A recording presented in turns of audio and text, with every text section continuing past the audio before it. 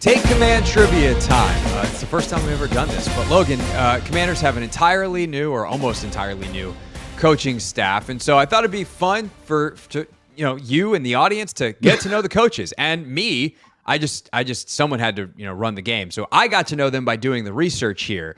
But you, sir, you get to play the first ever Commanders coach trivia. Who are they? Yeah, I'm really excited. I'm kind of nervous. We'll see how this goes. It feels like a little bit of a setup, so we'll see. Hopefully I knock this out of the park. Yeah, this could be anyone from the head coach to assistant position coaches. Oh, God. Yeah, this could be anybody. I will start with one that's, I don't know if it's a warm-up, but instead of like which coach is it, just kind of get your brain going situation. Yep, okay. So the Commanders have hired at least one coach from every division rival. So every other NFC East team has sent a coach to Washington this offseason. Can you name one per team? So one Giants, one Eagles, one Cowboys. Brian Johnson, Bobby Johnson, and then Joe Witt, right? That's it, right? Dan Quinn, Sharif Floyd. There's another guy, Ohagian. So there's four from Dallas. But you got the other two, Brian Johnson and Bobby Johnson from the Eagles and Giants. As line coach and pass game coordinator, right? Is that what we're doing? Yep. And assistant head coach, by the way, and Brian Johnson got that title as well. As many have pointed out, after not getting Ben Johnson, they were determined to get every other B. Johnson in the league. So you got Bobby, you got Brian, and off we go. All right. So now I've got just a couple of fun facts about a bunch of different coaches. Some of these probably a little easier than others. But let's start off. Honestly, this one was probably my favorite thing that I learned today. Oh, my God. Which coach on the Commander's staff has his uncle Jack Thompson, who was known as the Throwin' Samoan? Jack Thompson, the Throwin' Samoan, was the third overall pick in the 1979 NFL Draft. Which coach? I'm going to go quarterback coach, Tavita Pritchard. Does that sound? That is, hey! Well, tough. Do I have sound effects here that I could go into this? Doing the wacky bit there. I do have. So Tavita Pritchard effects. was retained and is on the staff as the quarterback coach for all of you who didn't know. Yes, that is all correct. It does look like we're a little limited on sound effects. Yeah, that's a bummer. Oh well. All right, let's. That was nicely done. Let's go with this one. I feel like you can get this one for sure. Oh, Which Commanders coach coached Mike Tomlin at VMI? Ooh, VMI. Okay, so I know Dan Quinn coached there. Was he coaching with Tomlin or was he coaching Tomlin? That's the question. You're not going to give me a hint? Not even like you're warm or cold? No, I'm not going to give you a damn thing. He coached Tomlin. That's what it is, right? That was the way I phrased the question, yes. I'm going to say Dan Quinn. That is correct. And in fact, he both coached and coached with. That's why I couldn't give you a hint because they were both correct. Okay. I was like, Okay. It was his senior year, Tomlin, and then he graduated and immediately joined the staff. Quinn was still there, so he both coached and coached with Mike Tomlin. That is correct. Logan Paulson, 2-0 on my very silly little game. And just for a point of clarification, we did not review these. So this is real consternation, by the way.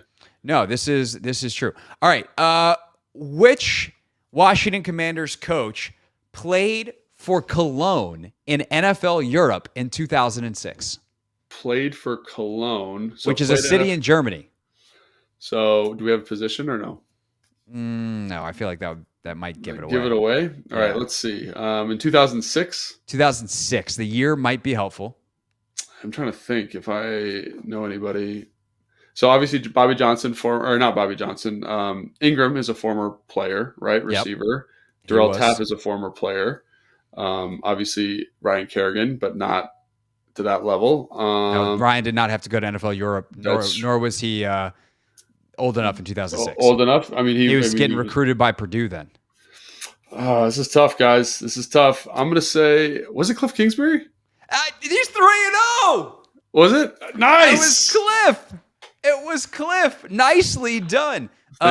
Cliff barely played in the NFL. It took him 2 years to debut. In his first game, he went 1 for 2. I don't know if he threw another pass after that. So yeah, Cliff's NFL career very short. Pretty solid year in NFL Europe, but never really developed, and then eventually was like, I think I got the point. I think I'm going to go coach. Now, that said, there is one Commanders coach who was a teammate of Kingsbury's while he sat behind Tom Brady and won his only Super Bowl ring. Who else was on that Patriots team that won Super Bowl 38? What year was that? I believe it was 2003. Oh my gosh, 2003. And they're a coach. There are now, yeah, that's the whole game. Looking is that No, I these wasn't are sure all if they were coaches. like front office. No. They were a player on this team. A player. This is tough, guys. You said that every time. You're 3-0 right now. I know. This one I have really no idea. I couldn't tell you. I'm going to say offense, defense. Can I get a hint? I can't. You'll understand why I can't give you a hint on that momentarily. Really? Yeah, I can't help you there. Offense or defense? All right, who is it?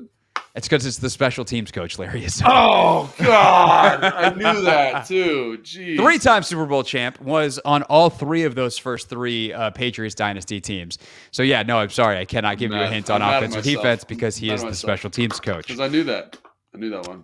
Yeah. All right. Who worked for Bill Parcells both as a player and a coach? Worked for Bill Parcells as a player and a coach. Offense, defense? You really asking for this? It's offense. Offense. All right. Player and a coach. Anthony Lynn? That is correct. What? That is correct. Really? His first NFL job was in 1992. He was a practice squad player for the Giants. Ultimately, his career never really took off. He had a knee injury late in his college career that led him to go undrafted. He was a backup and special teams guy, won 2 Super Bowls as a backup running back to Terrell Davis with the Broncos. But his first playing gig was as a practice squad player for the New York Giants. He ultimately then retired, got into coaching, and went and coached running backs for Bill Parcells in Dallas. Wow. Good for him. There you go. All right, I got a couple of more here, and then we have a very special portion of the program that I will. It's not even going to be trivia. It's just going to be facts. I'm just gonna blow your mind with information. So this coach is married to an Olympic hurdler. Olympic hurdler. That's a tough one. She is a 400-meter hurdler. She represents the nation of Colombia. I don't know if that's going to be helpful or not. Is she retired or is she still active? No, she is still active, which might be helpful for you. That sounds like it's going to be helpful. I'm going to say William Gay. Nope, it is David Blau. See, clearly you should watch more Hard Knocks. David Blau? Yeah, David Blau, assistant quarterbacks coach, freshly retired from playing himself. Oh, is that him? Married to, from Detroit, the same guy? Yeah, Detroit, Arizona. Man. Yeah. He's the assistant quarterbacks coach. He is married to Melissa Gonzalez, who is an Olympic hurdler, and that makes him the brother-in-law of New England Patriot cornerback Christian Gonzalez, who should, in the eyes of many, be here instead of Emmanuel Forbes. Wow, look at that. Just, what is that, 6 degrees of Kevin Bacon or whatever that is? Yeah. Connections? Yeah. Dude, that's David Blau. Good for you, man. Good for you. There's a great clip from Hard Knocks a couple years ago of him watching her qualify. Yeah, I've seen that one. Yeah, so really good. All right, I got 2 more on both just where they played in college and what positions they played in college is going to be the hint. And the additional hint for both of these is these 2 men do not currently coach the positions that they started at in college. Okay. So one was a wide receiver at Auburn. Who was a wide receiver at Auburn that now coaches something else for the Commanders? Wide receiver at Auburn. Oh, what's his name? Witt. Joe Witt Jr. Yeah. That is correct. His dad's a legendary coach down there. He played wide receiver for a couple years. I think coached wide receivers at the college level to start and then flipped over to the defensive side. And then last but not least, started his college career at Iowa as a quarterback, before moving to linebacker. To And linebacker. he coaches neither of those positions for the Commanders. Is it? I know David Rye went to Iowa. That is He's not the guy tight that ends I'm coach. talking about. He went to Iowa. We say it again. So what? Go one more time. It was Iowa, quarterback, and then moved to linebacker. okay. David Rye did play quarterback at Iowa. I know that because he coached me at UCLA. Fun fact about that. There you go. And then he moved to linebacker. That's a tough transition there, guys.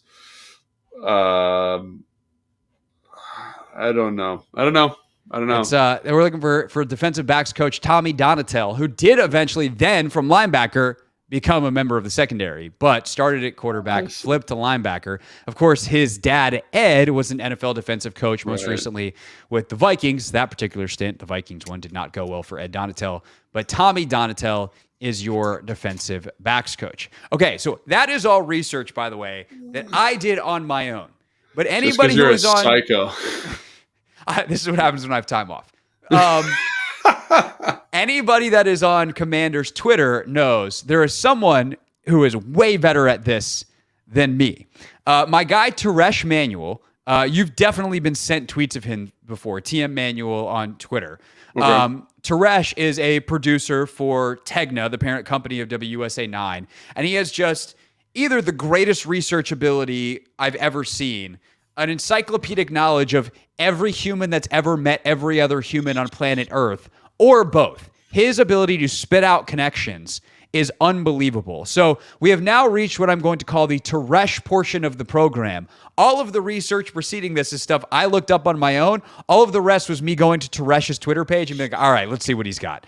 I will say, though, there is one trivia portion I want to do with this before just spitting information that I didn't look up. And that is to ask you, Logan, which one of your former teammates, because I think there's only one, which one of your former teammates is on staff? I have two former teammates on staff. Oh, is there two? I missed one. Yeah, Darrell Tapp and Ryan Kerrigan. Oh, I forgot Kerrigan because he was an incumbent. He was an incumbent. I know. Duh, Kerrigan. Ironically, both in the same position room. Yeah, Tapp with Washington in 2013. He was also a former teammate of Bobby Ingram in Seattle. But that's pretty surface level. Here's the kind of stuff you get from Teresh. We were just talking about Tommy Donatel. Donatel's brother Steve was on the Stanford coaching staff with Tavita Pritchard. Donatel also served on Jim Mora's staff at UCLA. Dan Quinn got his NFL coaching start under Mora when he was the DC of the 49ers, and they were together in Seattle as well. All right. That sounds like a good one. Layers. I mean, layers. It's just the layers of it. It's like it's a lot of research to do. Yeah, but that's the thing, is he just knows this stuff. It's crazy. Bobby Johnson, John Pagano, Ken Norton, all new staff members here in D.C., Yes. but have worked together before. Do you know for who? For who? Yeah. Well, I know Pagano was in Houston because he coached me there with Bill O'Brien, so probably not there because Ken Norton wasn't there. Was it Pete Carroll? No, they were on Jack Del Rio's staff in Oakland. Oh, nice. Yeah. And then here's the big finish, if you will. Oh my gosh. We We got multiple layers. We got dudes most people have never heard of, and we got ties eventually to all three of the top quarterbacks. You ready for this? Yes. I can't wait. Top quarterbacks, love it. Let's see. Brian Johnson, new pass game coordinator, assistant head coach, was UFL teammates with LSU passing game coordinator Cortez Hankton, who, of course, coached Jaden Daniels last year. And Hankton, the LSU pass game coordinator, also knows Anthony Lynn from being on Jack Del Rio's staff in Jacksonville. That's one. So That's clearly Jaden Daniels, the guy, right? Not so fast, my friend. Lynn also worked with Freddie Kitchens, former Giants head coach, who is now, or offensive coordinator, or both, I don't remember. Didn't go well. That's all I remember. Giants fans hate Freddie Kitchen. Anyway, he worked with Anthony Lynn, I believe on that same Jacksonville staff, who is now the run game coordinator at UNC, where he worked with Drake May. May was recruited by Phil Longo, now the OC at Wisconsin, who is very good friends with Cliff Kingsbury. And, well, you know the connection of Cliff and Caleb Williams. So boom, boom, boom. Connect the dots however you want. Yeah. Good luck figuring that out. That's the Teresh portion of the program. Teresh, great job. Everyone follow Teresh. This wasn't me asking Teresh to do this. This was just me literally going to his Twitter page, knowing that I would find better information there than I could on any other portion of the internet. Yeah, he did a great job. I mean, those connections are pretty comprehensive. Yeah.